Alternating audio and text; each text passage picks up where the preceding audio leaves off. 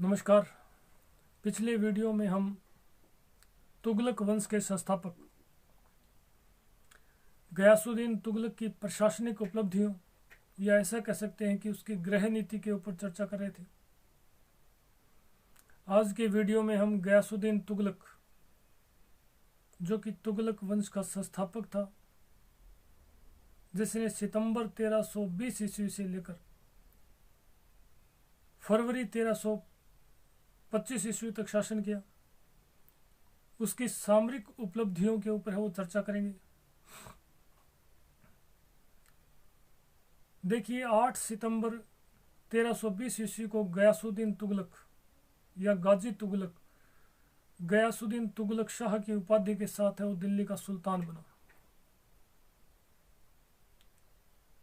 सुल्तान बनने के पश्चात उसने कुतुबुद्दीन मुबारक शाह खिलजी और नासिरुद्दीन खुसरो शाह के समय सुल्तान पद की शक्ति और मर्यादा को जो क्षति पहुंची थी, उसकी पूर्ति करने का सर्वप्रथम प्रयास किया। यानी सिंहासन पर बैठने के पश्चात उसने सर्वप्रथम सुल्तान पद की न केवल मर्यादा को पुनर्स्थापित करने का प्रयास किया, बल्कि उन क्षेत्रों को भी पुणे दिल्ली सल्तनत के नियंत्रण और प्रभाव में लाने का प्रयास किया जो कुतुबुद्दीन मुबारक शाह खिलजी और खुसरो शाह के समय दिल्ली सल्तनत के नियंत्रण और प्रभाव से मुक्त हो चुके थे। इसी क्रम में उसने अपना जो पहला सैन्य अभियान है वो दक्षिणी भारतीय राज्य वारंगल के विरुद्ध भेजा। दक्षिण भारतीय राज्य वारंगल के विरुद्ध उसके द्वारा 2 सैन्य अभियान भेजे गए थे, एक 1321 में, दूसरा 1323 ईस्वी में। पहला अभियान पूर्णतया असफल रहा था और दूसरा अभियान है वो सफल रहा।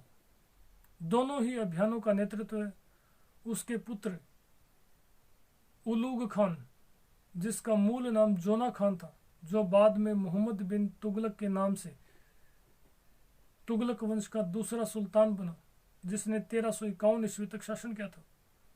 उसने दोनों ही वारंगल अभियानों का नेतृत्व किया। पहला अभियान 1321 ईस्वी में गयासुद्दीन तुगलक द्वारा अपने पुत्र उलूग खान, जोना खान के नेतृत्व में एक शक्तिशाली शाही सेना के साथ भेजा गया।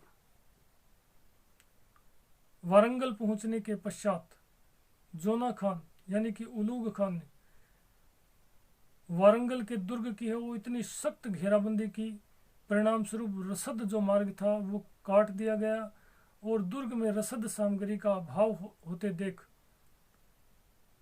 वारंगल के शासक प्रताप रुद्र देव ने उलूग खान के सामने है वो संधि वार्ता का प्रस्ताव रखा, परंतु उलूग खान ने वारंगल के शासक प्रताप रुद्र देव के विरुद्ध प्रताप रुद्र देव को बिना शर्त आत्मसमर्पण करने के लिए कहा।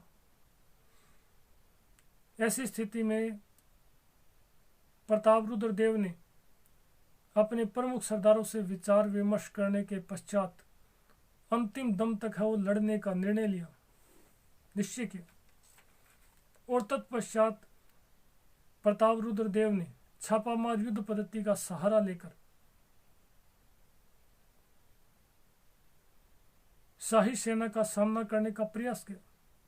शीघ्र ही उसने छापामार युद्ध पद्धति का अनुसरण कर उलूग खान की जो वारंगल का घेराबंदी किए हुए जो सेना थी, उस शाही सेना और दिल्ली के मध्य के जो संपर्क मार्ग थे, संचार मार्ग, यातायात मार्ग, उन यातायात मार्गों पर वो अधिकार करने में सफलता प्राप्त कर ली। परिणाम स्वरूप शाही सेना का दिल्ली से जो संपर्क है वो पूर्णतया कट गया। ऐसी स्थिति में शाही सेना में विभिन्न प्रकार की अफवाहें फैलने लगी, जिनमें एक अफवाह ये भी थी कि दिल्ली में गयासुद्दीन तुगलक की मृत्यु हो गई है। और जब इस प्रकार की अफवाहें जोर पकड़ने लगी तो जोना खान उलूग खान को विवश होकर शाही सेना के साथ घेरा उठाकर तेजी से दिल्ली की ओर प्रस्थान करना पड़ा। इस प्रकार वारंगल का जो पहला अभियान है वो पूर्णतः असफल रहा।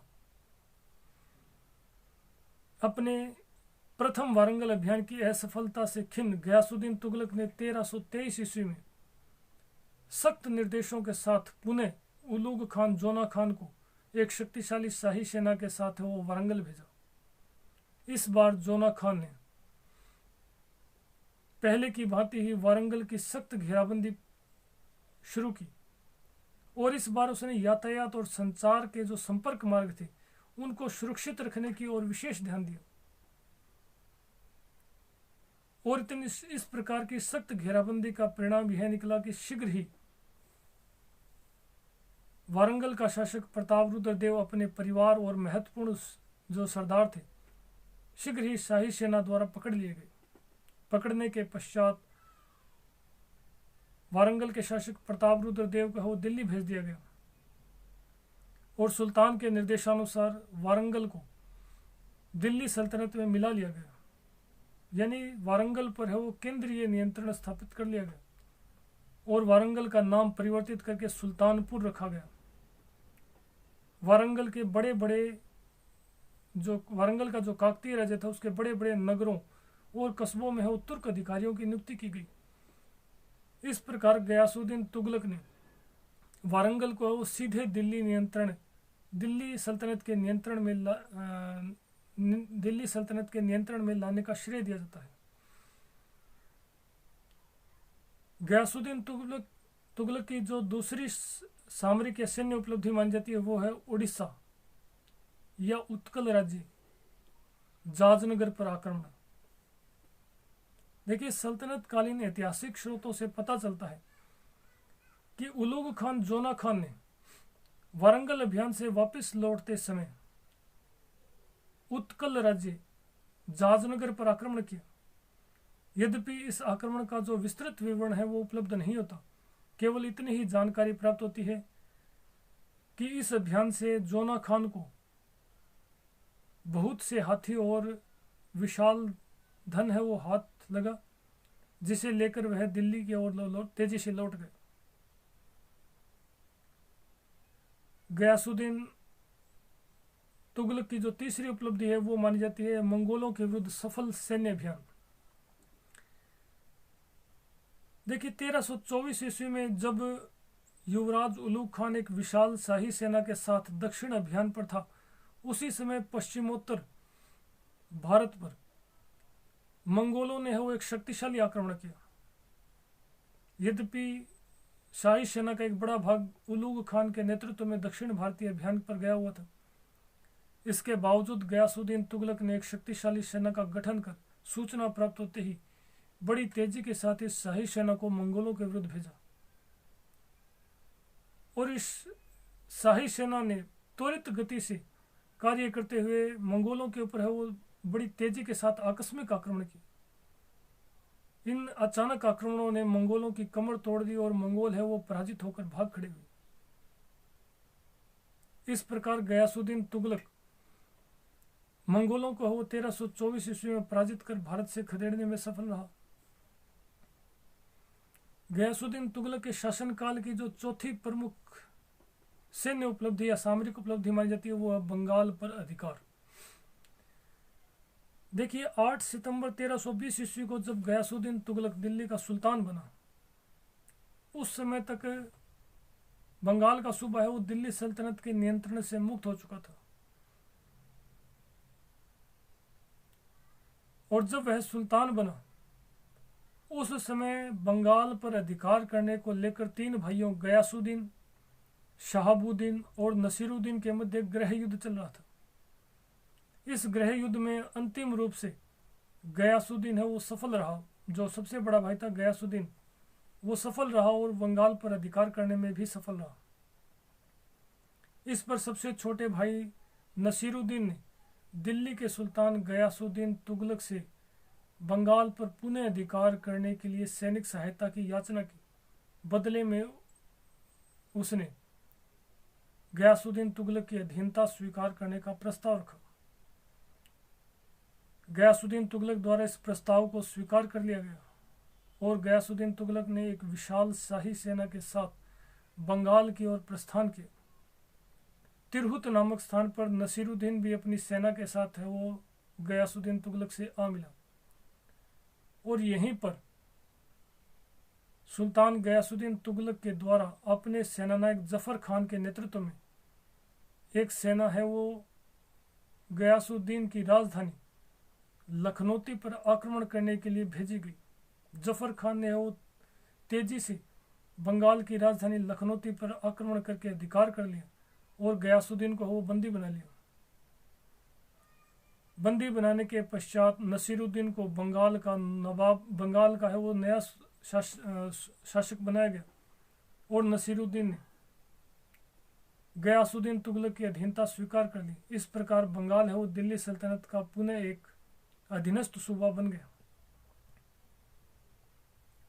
लखनौती से वापस लौटते समय गयासुद्दीन तुगलक ने तिरहुत पर आक्रमण किया और तिरहुत पर अधिकार कर लिया और जब वह वापस लौटने वाला था उसी समय उसे सूचना मिली कि उसका पुत्र युवराज उलूग खान जोना खान प्रसिद्ध सूफी संत निजामुद्दीन औलिया के प्रभाव में आकर उसका शिष्य बन गया है और निजामुद्दीन औलिया ने शीघ्र ही उसके सुल्तान बनने की भविष्यवाणी की है, जिससे सुल्तान गयासुद्दीन तुगलक है वो अत्यंत ही क्रोधित हो उठा और उसने तेजी से दिल्ली की ओर प्रस्थान किया। साथ ही उसने निजामुद्दीन औलिया को समाचार भिजवाया कि सुल्तान के दिल्ली पहुंचने से पहले ही वह यानी सूफी संत निजामुद्दीन औलिया दिल्ली छोड़ दे। जब यह समाचार निजामुद्दीन औलिया को मिला तो औलिया के मुख से ये शब्द निकले थे कि हुनूज दिल्ली दूरस्थ, यानी दिल्ली अभी दूर है, और यह बात वास्तव में है वो सही सिद्ध हुई। बंगाल अभियान से जब गयासुद्दीन तुगलक वापस राजधानी लौट रहा था तो उसके स्वागत के लिए उसके पुत्र जोना खान यानी उलूग खान ने राजधानी तुगलकाबाद के निकट अफगानपुर नामक स्थान में तेजी से 3 दिन के भीतर वो एक लकड़ी का एक महल तैयार करवाया और जब सुल्तान संध्या पश्चात अपनी सेना के साथ अफगानपुर पहुंचा तो उसने भी रात्रि विश्राम है वो अफगानपुर में ही करने का निश्चय किया और अगले दिन राजधानी में प्रवेश का निश्चय किया। बंगाल विजय के उपलक्ष्य में शाम को शाही दावत के बाद जब अनेक तुर्की अमीर और अन्य लोग दावत के बाद जब महल से बाहर निकल आए, उसी समय अचानक लकड़ी का यह महल भरभरा कर गिर पड़ा और सुल्तान गयासुद्दीन तुगलक अपने छोटे पुत्र महमूद के साथ उसी लकड़ी के महल में दबकर मर गए। बर्नी ने अपने ग्रंथ में यह घटना है वो फरवरी मार्च 1325 ईस्वी की बताई है। इस घटना के ऊपर है वो समकालीन इतिहासकारों में भी मतभेद है। बर्नी और इब्न बतूता दोनों ने ही है वो विरोधाभासी तथ्य है वो प्रस्तुत किए हैं। बर्नी ने लिखा है कि जब सुल्तान अपने महल में था, लकड़ी के महल में, उसी समय महल पर है वो बिजली गिर पड़ी जिससे लकड़ी का महल भरभरा कर गिर गया और सुल्तान उसके नीचे दबकर मर गए।